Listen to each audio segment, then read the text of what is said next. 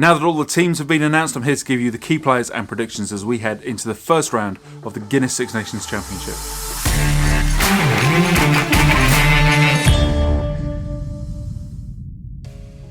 So before I start this video, I thought I'd just remind everybody to jump onto the App Store and download our Fantasy Rugby app. We're only a small company, but we really want to grow rugby, and we really obviously want to grow ourselves and bring our fantasy platform to as many people as we possibly can. We put so much time and energy into making the best possible platform we can, as comprehensive and as rewarding as it can possibly be, so that we can engage people with the game, grow rugby, and obviously take it as far as we can. So please jump on, download it. It's available for the web as well. Download. Jump on, play, join us on this journey, invite your friends, and hopefully you come out top of the leaderboard by the end of this Six Nations. Anyway, without any further ado, let me jump in with my key three players from this weekend. Top of the list is England's Maro Itoje, and Henry is predicting a really great score for him. I expect him to go really well. I think he's going to be a key part of England's game this weekend. People said before Newcastle started the Premiership season this season that their lack of game time would count against them, and they turned that completely on its head, and they came in firing on all cylinders for the new Premiership campaign. And honestly, I expect the Sarries players to be doing the same for England. That time out, they'll be absolutely champing at the bit to get up and get on, and they will certainly have a massive impact on the way the game pans out. On the flip side of the coin then, my second pick is actually Finn Russell, who obviously has rejoined the Scotland team heading into this competition, and I expect him to go really, really well. Scotland have got a great pack. I'll touch upon that a little bit later, and if he can get the ball, then he will certainly keep Scotland moving forwards and heading into the right places, and I think he's going to be a great asset. And finally, rounding out my top three is, of course, none other than Antoine Dupont. He's expected to go really well through the course of the tournament, but certainly this weekend. I think 79% of players have chosen him so far, but sometimes you've just got to choose those players, the ones that are going to absolutely drive out the points and score, and probably best selecting him as your captain. And then you're not missing out, you're not dragging behind your friends in your league before you've even started. So normally at this point I do a wildcard pick as we head into the game week, but this time I've done my top 5 wildcards, and that's in a video that's going to come out tomorrow, so please do check that one out. They're players who are on the periphery of people's squads that don't necessarily have a high selection rate that I think are going to go really well through the course of the campaign. Well worth picking up, and it sometimes means the difference between hitting the heights at the top of the table or languishing down at the bottom, so please do check that one out. Anyway, time to move on to predictions and how I expect some of the matches to fall and the key players to look out for in each of the fixtures over the course of this game week. So the game week kicks off with Italy versus France, and Henry has this one down as a France win, and honestly I can't see Italy winning this one. I have this one down as a France win as well.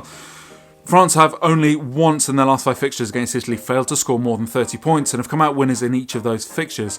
They come into this tournament, of course, off the back of some good form, with only losses to Scotland and England through 2020. Italy, on the other hand, have failed to win a game through 2020 and have only won 3 times against France in their previous 42 meetings. They're up against it, but Franco Smith has chosen a young and exciting side for this one. I'm looking forward to seeing players like Stephen Varney and Paolo Garbisi get their shot, and they're likely to be champing at the bit against their bitter rivals. Key players worth selecting in this one then, Antoine Dupont, obviously, Charles Ollivon, and I'm expecting Luca Bigi to go really well as well.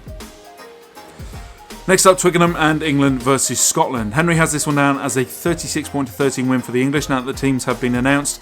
My heart obviously says England, and to be honest, so does my head, but I think it will be closer than Henry suggests. Home advantage has proven to be much diminished with the lack of crowds through this coronavirus pandemic, and the growing buzz around the Scotland team has many believing that they have an outside chance of hitting the top of the table by the end of the tournament, so this promises to be a cracking fixture as usual. The England team, of course, has a few fresh faces in it too, and those that don't follow the Premiership might be wondering what they will bring. And from a fantasy point of view, players like Will Stewart and Johnny Hill are 2 of the standout performers in the Prem. Mark Wilson has also been a fantasy gem for a really long time, and it's good to see him turning out with England. Scotland have a great set of forwards going into this fixture. Watson and Ritchie on the flanks are obviously machines, and if they can provide some good ball, they will welcome back the mercurial Finn Russell, of course, who I touched upon earlier, and hopefully he can provide some really great ball to the backs and put them in the right places, and Scotland can get on the score sheet, and certainly I expect more than 13 points from them.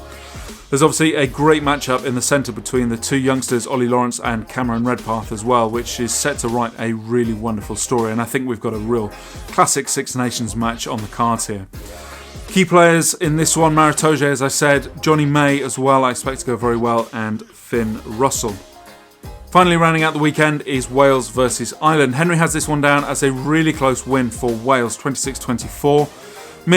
I've got to go with Ireland on this one. I just think Wales' form and the lack of crowds as well. And for me, it's Ireland coming through this one. I think it's going to be particularly close, but I think Ireland are going to beat Wales on this one. Outside the World Cup warm-up fixtures, Ireland have won 3 of the last 5 meetings between the sides, thrown the warm-ups, and they're on 5 out of 7.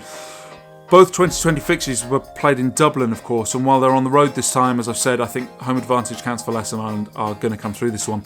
Wales only recorded victories over Italy and Georgia in 2020, finishing the year with 3 wins from 10, but with a huge shake-up after the Gatland era, I don't think anybody would have expected them to hit the ground running necessarily.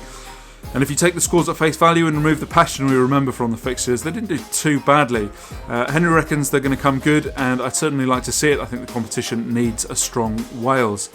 I'm also really excited to see Louis Rees-Zammit have a run out on this one. He's a superb player and deserves a chance in the red of Wales. And look out for Bristol's Callum Sheedy on the bench as well. He's been a star fantasy performance in the Premiership this season, and I really look forward to seeing him come off the bench and get on the score sheet, hopefully. Key players in this one then are Dan Biggar, Justin Tipuric, and of course Ireland's Conor Murray. So just a little bit of food for thought to finish this video with. You can obviously choose a maximum of 30 players, 5 from each team.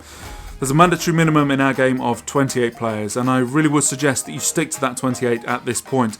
Going through this campaign, because of the coronavirus pandemic, we normally have 1 free transfer out of... You're allowed to release 5 transfers every week, but only 1 is free. We've actually increased that to 2. So for this competition, 2 transfers are free.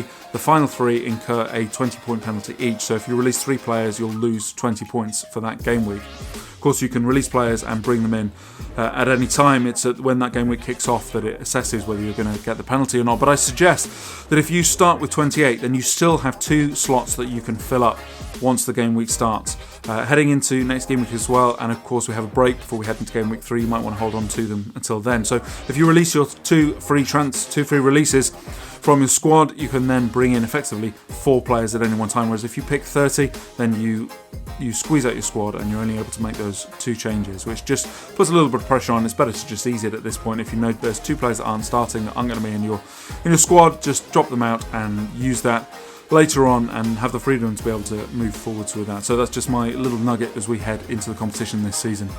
As ever, please do hit that like and subscribe button, follow us on your favourite social media channel, jump onto the app or the web if you aren't already signed up, and join us on this journey. And I really hope you enjoy our fantasy. Please do reach out to me if you have any questions or comments or anything. Please do just get in touch. Otherwise, I look forward to seeing you in the Top 5 Wildcards video tomorrow, and I hope you go really well through this first weekend. I hope everybody's favourite team wins, unless you're Scottish, in which case I really hope you lose, because I want England to win. Anyway, all the best. I hope lockdown's going well for everybody, and stay safe.